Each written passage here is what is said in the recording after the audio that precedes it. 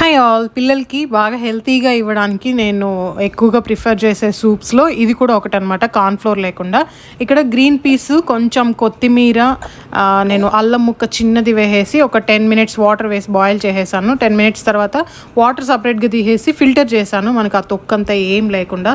తర్వాత ప్యాన్ పెట్టుకొని మళ్ళీ కొద్దిగా బటరు, దాంట్లో నేను తెల్లగడ్డ చిన్న చిన్న పీసెస్ కట్ చేసేసి గోల్డెన్ బ్రౌన్ వచ్చేలాగా వేయాలి. తర్వాత ఈ ఫిల్టర్ చేసుకున్నాం కదా, అది కూడా దాంట్లో వేసేసుకోవాలన్నమాట. ఒక 2-3 minutes ఫ్రై అయిన తర్వాత మనం ముందుగానే వాటర్ తీసి సపరేట్గా పెట్టుకున్నాం కదా, ఆ ఉడికిచ్చిన వాటర్ అది కూడా దీంట్లో మిక్స్ చేసేయాలి. కొంచెం సాల్ట్ వేసేసుకోండి, సరిపోతుంది.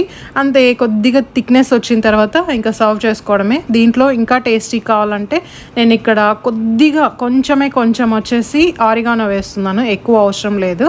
చాలా హెల్తీగా ఉంటుంది. ఇంకా నాకు, ఆంటీకి, అంకుల్కి వచ్చేసి ఇక్కడ ఏబీసీ జ్యూస్ కూడా. నైట్ డిన్నర్కి ఏమో ఈ మధ్య ఎక్కువ చపాతీనే ప్రిఫర్ చేస్తూ ఉన్నాను.